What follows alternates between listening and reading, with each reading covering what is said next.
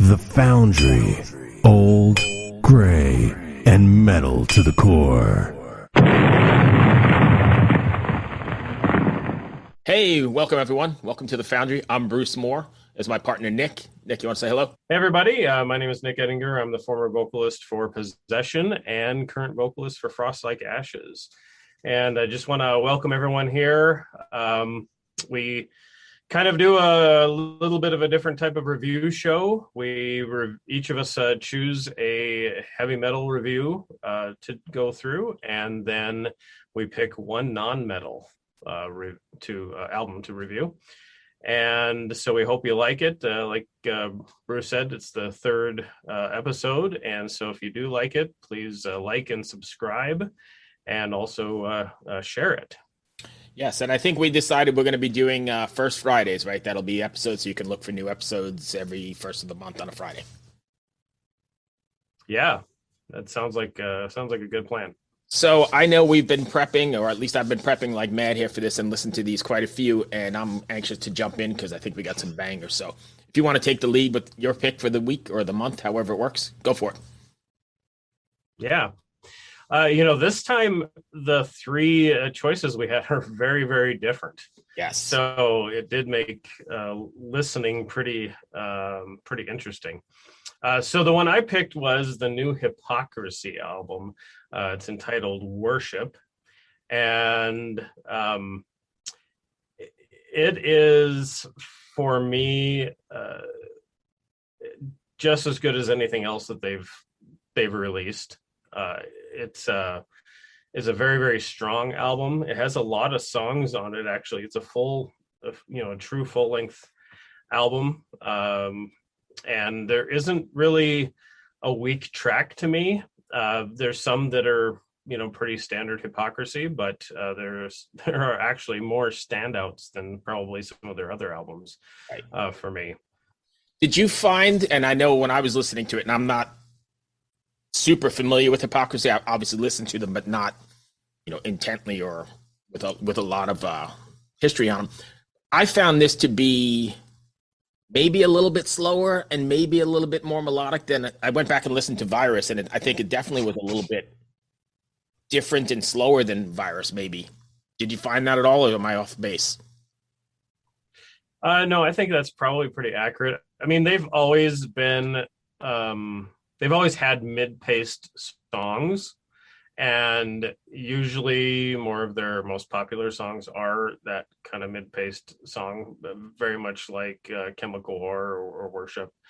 But this one only has maybe one or two songs that are pretty speedy, and the rest are pretty slow. Yeah, and I mean, for me, like I said, I haven't been the biggest fan in the past, so it was I was expecting more of the stuff I had heard in the past, like that real in-your-face aggression kind of stuff. And I kind of loved that they slowed it down and buried the tempo a bit, if that makes sense. Yeah, it would be interesting to maybe find some interviews and stuff and see if somebody asks him about that, to see why he chose to do it this way. Like I was saying, this album actually has more really strong tracks overall than I think some of the others. And those tend to be the ones that are very melodic, have a very great hook, and also have a little bit slower pace. Yeah, I mean, I think it starts off. Go ahead. I was just going to say that, man, Worship opens up and it's like this freaking sledgehammer to the face, and it's right into Hypocrisy. It's if you think back to the biggest Hypocrisy favorites, the opening riff for the whole album is like, hey, we're back and we're doing what we do best, right? It's just so, Hypocrisy for me, they have speedy tracks and intense tracks, but the ones that I like the most, for me, they're just so enveloping and so relaxing. Relaxing. I can just, Yeah, I can just sit back and just absorb it all, and it's just so heavy that, if you crank it up and it just kind of lifts you up and carries you along. Plus, he is one of my favorite vocalists. I think, for me personally, in death metal, he's to me the best death metal vocalist in the world. Right. And he Ever. writes some pretty His great range stuff. is amazing. Yeah, and he writes some amazing stuff. Like, I wanted to bring up the lyrics. I mean, they're super political on this, and I even wrote down some that I thought were quite interesting. I am the one that enslaves you, brotherhood of the serpents. I am the one you need, and you are the slaves that feed me. I mean, he's like super on target and political. Yeah, and that's what makes like a song like Chemical Horse so amazing and so apropos for this time that we're in. I think he's always been that way, and it just fits what he does. It's like you listen to his songs, and they have such authenticity, and you actually you can tell that he understands what he's singing about, and he has something good to offer the conversation. And I think that's what I love about this show, because, like I said, I have heard of Hypocrisy and definitely have heard some of their stuff, but never really dove deep until you picked this, and I was forced to, re-listen to it over and over again so I can get a feel of it. And I was like, holy cow. Again, like last time you got me with Ram Chat. Crazy stuff. Ram Chat last time. Yeah, some really good stuff. So if you're listening, go check this band out. What are your favorites on here? Yeah. My favorites are Worship, Chemical Horror, Children of the Gray is just fantastic, and They Will Arrive. But my top pick is Chemical Horror, just Really? because it is classic Hypocrisy. For me anyway, it's my favorite style that they play. Right. And the song is so current. It was just really powerful for me. Right. So for me, I had They Will Arrive as well, but I strayed from you a little bit. I loved Greedy Bastards. Really, really like that. Yeah. And maybe I knew when Go ahead. I knew when I gave you this album that we were going to end up picking like the opposite songs, and I think that's probably going to be the case on your selection as well. Right. But that's what's kind of cool about our collaboration here, is that we do come from a little bit different backgrounds, and we have a little bit different styles, and so one album can speak to both of us, but just differently. So, right. Were you actually able to pick out that I was going to grab Greedy Bastards? That one, and I kind of felt like Brotherhood of the Serpent too, and you did mention. Yeah, you brought up that one. Yeah, too. The lyrics were great. So, yeah. So, anyway, I would definitely cool. say Yeah. That's funny. We have our own little, little wheelhouse that we ride in. Even though we're expanding our horizons, I definitely must have that same go-to, I guess. Well, I think it's just that we're starting to learn what each other likes. Right. But yeah, Hypocrisy, fantastic album, strong album. No matter which part of Hypocrisy you enjoy, you're going to find something on this to love. I 100% agree. I would go ahead and check out Hypocrisy. Worship is the name of the record, and I believe it came out sometime in November, maybe, right? Sometime in the fall. Yeah, pretty recent. Yeah, so you can still grab it and it still make a difference. So I'm going to go to mine then. This album just freaking blows my mind. I picked All Hail the Yeti, Within the Hollow Earth, and I don't know what you think of this band. And again, another band I had heard of, but I kind of did an interview with the singer not too long ago, and Connor Garrett is his name. And so I started prepping for it. I couldn't believe how, I guess the word is sludgy, right? I mean, I think it's like I tried to put a label on it, and in fact, I had in my notes, what genre is this? I ended up took that out because I kind of did a little bit of research, just to see where they were from and that sort of thing, and they just labeled them as a heavy metal band. So that's the thing that cracks me up too. Sorry, I'm stepping over you, but that's the thing that cracks me up too. Go ahead. They're from LA or California, LA, maybe Hollywood, but they have that sound that to me, just listening to it sounds like I Hate God or Crowbar or Corrosion of Conformity, that real, maybe even Clutch, that like real Southern swampy sort of stuff. Does that make sense? Yeah. I felt like it kind of, each song was a little bit different. And his vocals change depending on the song. The type of riffs they're playing depends. It changes depending on the song. Right. I felt like there were some grunge aspects to it, although heavier. Right. Even some metalcore riffs here and there. And now that you bring up the bands you did, maybe that actually is a little bit closer comparison than what I was thinking in my head. But the band that kept coming back to me was Sirathungal. I don't know if you're familiar with Sirathungal at all. Another LA band, oddly enough. Yeah. Who I would firmly put into just the heavy metal realm. Yeah. And they are a little slower sometimes. But yeah, Sirathungal, his vocals, the ones that I would maybe more associate with maybe metalcore or something like that. Mm-hmm.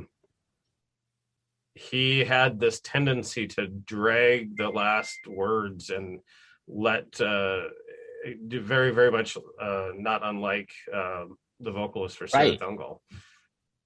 I think it's I thought it was fantastic, and I think it's super infectious. I mean, there are definitely grooves to it. It's not just like in your face, sledgehammer stuff. There's definitely grooves to it, and it's definitely got a vibe for sure.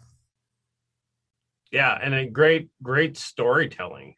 That's on my list here too. The storytelling, yeah. So what were your picks out of this album? Let's see if they match what I was thinking. First off, I would say Headless Valley. Mm-hmm. With that, I mean, it's got like a creepy, haunting tale of, I don't know, a valley of headless men or something, and just the whole package, I think, fits with that whole swamp sort of vibe. And that was my first pick. Yeah. Did you call that? I did not. I was thinking Funeral Heart, Cold Dead that's Leaves. number 2. Okay, we're gonna be more what you were gonna pick, but Headless Valley was one of my top picks as well. And then I don't know how to pronounce this one, Nita Velier, or something of that nature.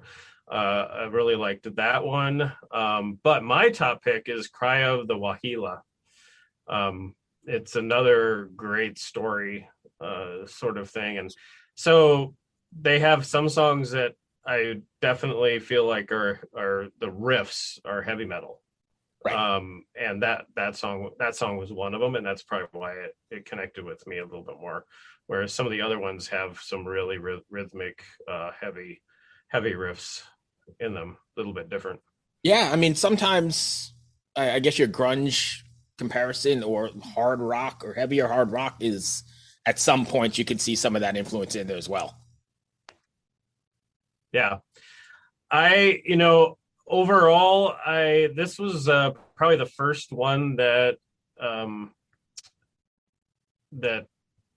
overall I didn't necessarily enjoy every single song on it, mm-hmm. or they weren't all my cup of tea. Right. But there's a few of them on there that I definitely have hit heart on my Spotify. Right. So they'll be in my you'll revisit my lists. Right. To listen to again. Yes, absolutely. Awesome. But a very, very strong band and I mean just so well put together. Everything. I think so. Great production.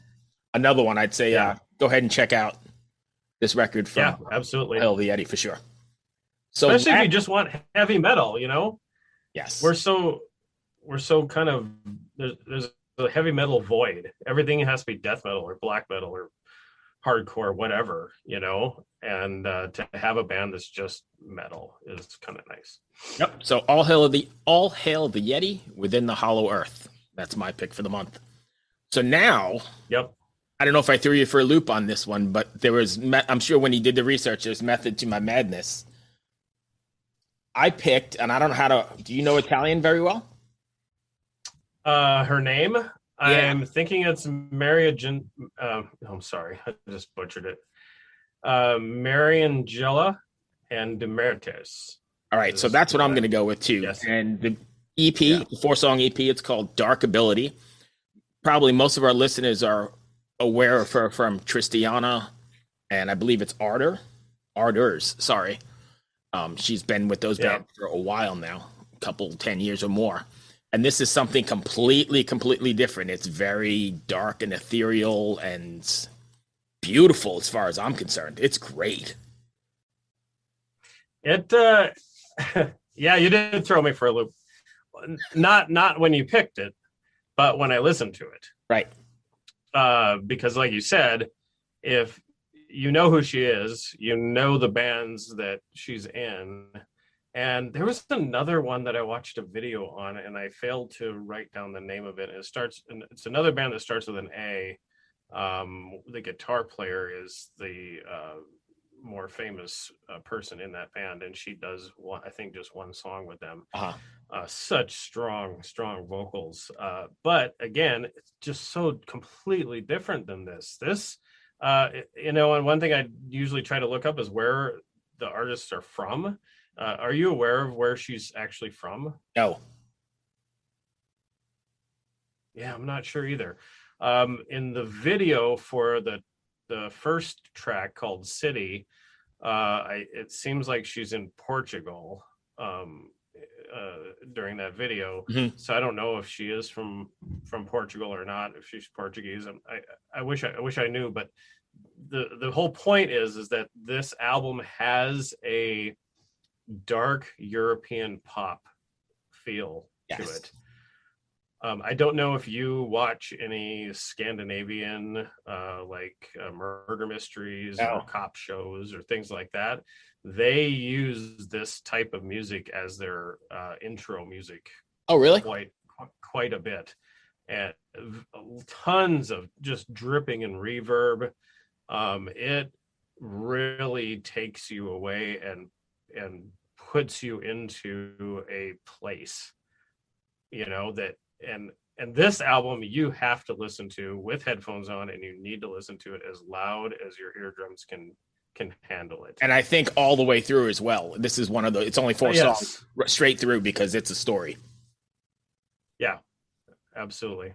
And I think you can tell that it was written, or I'm hoping that it was written over the past couple years that we've dealt with, because it's really deep and it's really dark, but I wouldn't say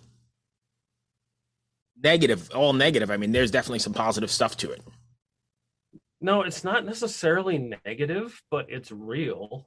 Mm-hmm. And the thing that I kept coming back to is it is emotional. Yes. And that's why just you need to put yourself in a place where nothing else is distracting you, that you can just really get enveloped inside these songs. And her voice, the strength of her voice and the range of her voice is just unbelievable. And she'll have different ways of singing throughout the album, like Crossing Time. Her voice is completely different than the other 3 songs. Yeah. And the last song, my favorite. I almost broke down. Yeah, that's my favorite. That was my favorite song too. I almost broke down in tears multiple times listening to that song. Yeah, unbelievable. So whether you're a fan of the heavy stuff or the other, whatever you're a fan of, I think when music hits you like that, then you know it's good, right? When it speaks to you on an emotional level. This is an album that it does not matter what you listen to yourself. You owe it to yourself to listen to it one time through at least. It may not be your cup of tea, but it's so strong, and it's so different from what she's probably done in the past. I haven't listened to a lot of what she's done in the past. I just know of her. But I'm a very musical person where the music is important for Sure. me. And this is not a musical album. Everything is crafted around her vocals. Yes. Everything is crafted around her singing.